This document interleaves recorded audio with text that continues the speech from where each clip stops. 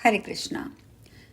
जन्माष्टमी के दिन पूजा विधि किस प्रकार की होती है, हमने वो चर्चा कल आरंभ की थी। हम आगे चलते हैं। आगे हम बात करेंगे ध्यान की। ध्यान। मैं श्याम मेघ के समान अभिराम आभा वाले साक्षी स्वरूप बाल मुकुंद का भजन करता हूँ, जो अत्यंत सुंदर हैं तथा जिनके मुखराविंद पर मंद मुस्कान की छटा छा रही है। ब्रह्मा, शिव, शेषनाग और धर्म ये कई कई दिनों तक उन परमेश्वर की स्तुति करते रहते हैं।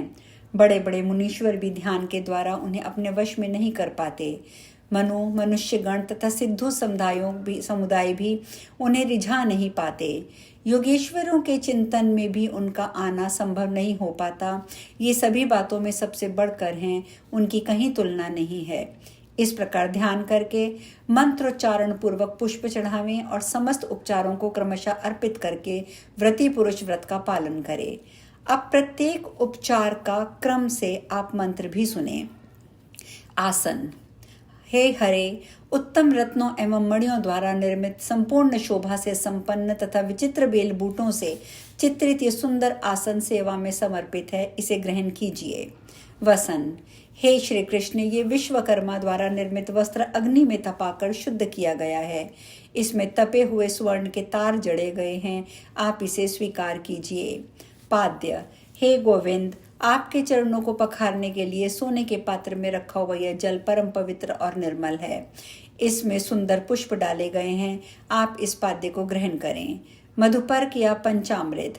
भगवान, मधु, घी, दही, दूध, शक्कर इन सबको मिलाकर तैयार किया गया मधुपर्क या पंचामृत सुवर्ण के पात्र में रखा है, इसे आपकी सेवा में निवेदन करना है। आप स्नान के लिए इसका उपयोग करें। अर्घ्य। हे हरे, दूर्वा, अक्षत, श्वेत पुष्प और स्वच्छ जल से युक्त यह अर्घ्य सेवा में समर्पित है। इसमें चंदन, अगरू और कस्तूरी का भी मेल है, आप इसे ग्रहण करें। आचमनिया। परमेश्वर, सुगंधित वस्तु से वासित ये शुद्ध, सुस्वादु एवं स्वच्छ जल आचमन के योग्य है, आप इसे ग्रहण करें। स्नानिया। श्री कृष्ण, सुगंधित द्रव्य से युक्त एवं सुवासित विष्णु तेल और आंवले का चूर्ण स्नानोपयोगी द्रव्य के रूप में प्रस्तुत है, इसे स्वीकार करें। शय्या। श्री हरे, उत्तम रत्न एवं मणियों के सार भाग से रचित अत्यंत मनोहर तथा सूक्ष्म वस्त्र से आच्छादित ये शय्या सेवा में समर्पित है, इसे ग्रहण कीजिए। गंध। हे गोविंद, विभिन्न वृक्षों के चूर्ण से युक्त नाना प्रकार के वृक्षों की जड़ों के द्रव्य से पूर्ण तथा कस्तूरी से मिश्रित ये गंध सेवा में समर्पित है, इसे स्वीकार कीजिए।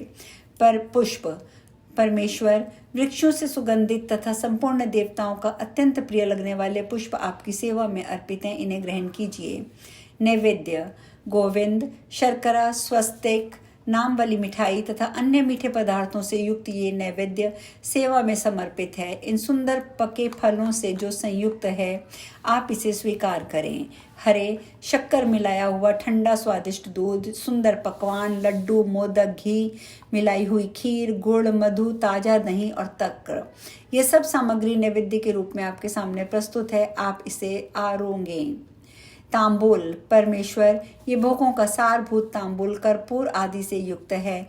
मैंने भक्ति भाव से मुख शुद्धि के लिए निवेदन किया है, आप इसे कृपा पूर्वक ग्रहण करें। अनुलेपन। चंदन, उगरू, कस्तूरी, कुमकुम के द्रव्य से संयुक्त सुंदर अबीर चूर्ण वाले अनुलेपन को अनुलेपन के रूप में प्रस्तुत किया गया है। हे परमेश्वर, कृपा ग्रहण कीजिए। धूप। हरे, विभिन्न वृक्षों के उत्कृष्ट गोंद और अन्य सुगंधित पदार्थों के संयोग से बना ये धूप अग्नि का साहचर्य पाकर संपूर्ण देवताओं के लिए अत्यंत प्रिय हो जाता है, आप इसे स्वीकार करें।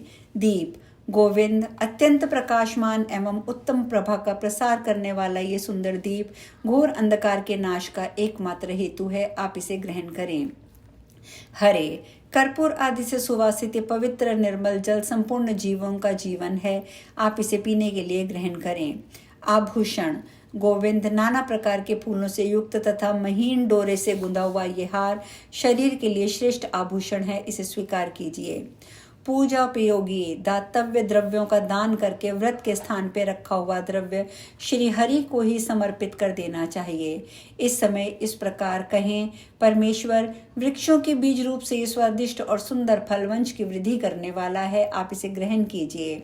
आवाहित देवताओं में से प्रत्येक का व्रती पुरुष पूजन करे। पूजन के पश्चात भक्ति भाव से उन सबको 3-3 बार पुष्पांजलि दे। सुनंद, नंद, कुमुद आदि गोप, गोपी, राधिका, गणेश, कार्तिकेय, ब्रह्मा, शिव, पार्वती, लक्ष्मी, सरस्वती, दिक्पाल, ग्रह, शेषनाग, सुदर्शन चक्र और श्रेष्ठ पार्षद गण, इन सबका पूजन करके समस्त देवताओं को पृथ्वी पर दंडवत प्रणाम करें। तदंतर ब्राह्मणों को नैवेद्य देकर दक्षिणा दें तथा जन्माध्याय में बताई गई कथा का भक्तिभाव से श्रवण करें। उस समय व्रती पुरुष रात में कुशासन पर बैठकर जागता रहे। प्रातःकाल नित्य कर्म संपन्न करके श्री हरि का सानंद पूजन करें और ब्राह्मणों को भोजन कराकर भगवत नामों का कीर्तन करें। नारद जी ने पूछा, वेदवेत्ताओं में श्रेष्ठ नारायण देव, व्रतकाल की सर्वसम्मत वेदोक्त व्यवस्था क्या है, ये भी बताइए। नारायण मुनि कहते हैं, यदि आधी रात के समय अष्टमी तिथि का 1/4 अंश भी दृष्टिगोचर हो रहा हो, वही व्रत का मुख्य काल है। उसी में साक्षात श्री हरि के अवतार ग्रहण किया था। वह जय और पुण्य प्रदान करती है, इसलिए जयंती कही गई है। इसमें उपवास व्रत करके विद्वान पुरुष जागरण करें। उस समय सबका अपवाद मुख्य एवं सर्वसम्मत है, ऐसा वेद वेत्ताओं का कथन है। पूर्व काल में ब्रह्मा जी ने भी ऐसा ही कहा था। जो अष्टमी को उपवास एवं जागरण पूर्व व्रत करता है, वह करोड़ों जन्मों के उपार्जित पापों से छुटकारा पा जाता है, इसमें संशय नहीं है। सप्तमी विद्या अष्टमी का यत्न पूर्वक त्याग करना चाहिए। रोहिणी नक्षत्र का योग मिलने पर ही सप्तमी विद्या अष्टमी को व्रत नहीं करना चाहिए, क्योंकि भगवान देव की नंदन अविद्ध तिथि एवं नक्षत्र में अवतीर्ण हुए थे। यह विशिष्ट मंगलमय क्षण वेदों और वेदांगों के लिए भी गुप्त है। रोहिणी व्रत सबको सम्मत है, उसका अनुष्ठान अवश्य करना चाहिए। यदि बुध अथवा सोमवार से युक्त जयंती मिल जाए तो उसमें व्रत करके व्रती पुरुष गर्भ में वास नहीं करता।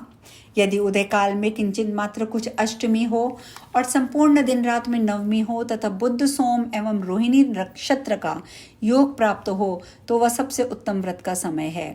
सैकड़ों वर्षों में भी ऐसा योग मिले या ना मिले कुछ कहा नहीं जा सकता। ऐसे उत्तम व्रत का अनुष्ठान करके व्रती पुरुष अपने करोड़ों पीढ़ियों का उद्धार कर लेता है। जो संपत्ति से रहित भक्त मनुष्य है, वे व्रत संबंधी उत्सव के बिना भी यदि केवल उपवास मात्र कर ले तो भगवान माधव उस पर उतने ही प्रसन्न हो जाते हैं। भगवान भक्तिभाव से भांति भांति के उपचार चढ़ाने तथा रात में जागरण करने से दैत्य शत्रु श्री हरि जयंती व्रत का फल प्रदान करते हैं। जो मनुष्य अष्टमी व्रत के उत्सव में धन का उपयोग करने में कंजूसी नहीं करता, उसे उत्तम फल की प्राप्ति होती है। वत्स नारद, मैंने धर्मदेव के मुख से जो कुछ सुना था वह तुम्हें क्या सुनाया। व्रत, उपवास और पूजा का जो भी विधान है और उसमें ना करने पर जो दोष होता है, वह सब भी यहाँ मैंने बता दिया है। नारद जी ने कहा, भगवान, गोकुल में यशोदा भवन के भीतर श्री कृष्ण को रखकर जब वसुदेव जी अपने गृह को प्रस्थान किया, तब नंद राय जी ने किस प्रकार पुत्रोत्सव मनाया।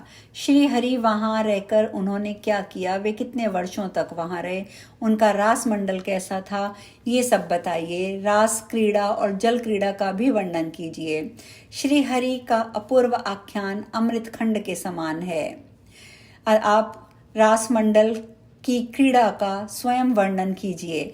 काव्य में परोक्ष वस्तु का वर्णन होता है, परंतु जहाँ प्रत्यक्ष देखी हुई वस्तु का वर्णन हो उसे उत्तम कहा गया है। साक्षात भगवान श्री कृष्ण योगेंद्रों के गुरु के भी गुरु हैं। जो जिसका अंश होता है वह उस अंशी से सुखी होता है। प्रभो, आपने ये वर्णन किया है कि आप दोनों नर और नारायण श्री हरि के चरणों में विलीन हो गए थे। उनमें भी आप ही साक्षात गोलोक के अंश हैं, अतः उनके ही समान हैं। इसीलिए श्री कृष्ण लीलाएं आपने प्रत्यक्ष अनुभव की हैं, आप उनका वर्णन कीजिए। नारायण मुनि कहते हैं, नारद, ब्रह्मा, शिव, शेष, गणेश, कूर्म, धर्म, मैं, नर तथा कार्तिकेय, ये 9 श्री कृष्ण के अंश हैं। अहो, उन गोलोकनाथ की महिमा का वर्णन कौन कर सकता है, जिन्हें स्वयं हम भी नहीं जानते, न वेद ही जानते हैं। फिर दूसरे विद्वान क्या जान सकते हैं। शूकर, वामन, कल्कि, बुद्ध, कपिल और मत्स्य ये भी श्री कृष्ण के ही अंश हैं, तथा अन्य कितने ही अवतार हैं जो श्री कृष्ण की कला मात्र हैं। नरसिंह राम और श्वेत द्वीप के स्वामी विराट विष्णु पूर्ण अंश से संपन्न हैं। श्री कृष्ण परिपूर्णतम परमात्मा हैं। वे स्वयं ही वैकुंठ और गोलोक में निवास करते हैं। वैकुंठ में वे कमलकांत कहे गए हैं। रूप भेद से वे चतुर्भुज हैं। गोलोक और गोकुल में वे द्विभुज श्री कृष्ण स्वयं ही राधाकांत कहलाते हैं। योगी पुरुष इन्हीं के तेज से सदा अपने चित्त को धारण करते हैं। ब्राह्मण सुनो, मैं तुमसे यशोदानंद और रोहिणी के तप का वर्णन करता हूँ, जिसके कारण उन्होंने श्रीहरि का मुंह देखा था। वसुओं में श्रेष्ठ तपोधन द्रोण नंद नाम से इस धरातल पर अवतीर्ण हुए थे। उनकी पत्नी जो तपस्विनी धरा थी, वे ही सती साध्वी यशोदा हुई। सर्पों को जन्म देने वाली नागपाता कद्रू ही रोहिणी बनकर भूतल पर प्रकट हुई। इनके जन्म और चरित्र का वर्णन भी मैं करता हूँ, सुनो। अब आगे की चर्चा हम कल करेंगे। आज यहीं विश्राम लेंगे। हरे कृष्णा।